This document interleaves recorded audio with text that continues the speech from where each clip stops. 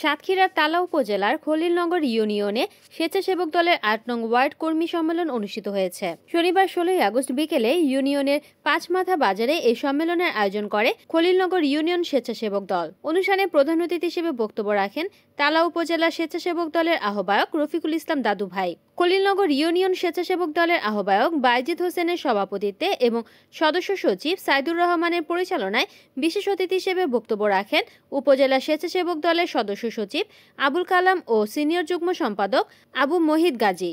আমন্ত্রিত অতিথি হিসেবে বক্তব্য রাখেন খলিলনগর ইউনিয়ন বিএনপির সার্চ কমিটির সদস্য মাস্টার শাহাদাত হোসেন, গাজী আসির উদ্দিন গাজী, মালি মোসালেম উদ্দিন। এছাড়াও বক্তব্য রাখেন ইউনিয়ন স্বেচ্ছাসেবক দলের যুগ্ম আহ্বায়ক সর্দার রেজাউল ইসলাম, ইউনিয়ন যুবদলের আহ্বায়ক হাফিজুর রহমান, যুগ্ম আহ্বায়ক আবু সুফিয়ান এবং মহিলা দলের আহ্বায়ক মুর্শিদা পারভিন প্রমুখ।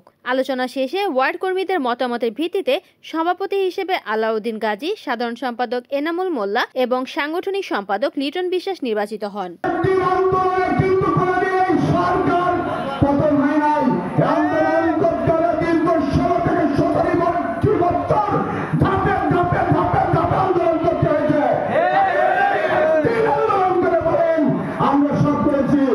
সেটা মেনে নেওয়া আমার সম্ভব না।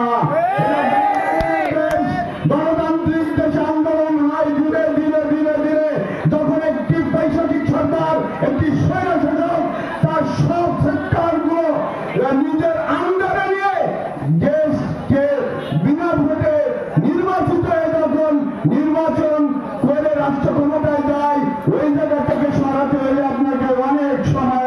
রিপোর্ট করেছেন সাতক্ষীরা প্রতিনিধি সেলিম হায়দার, NN TV।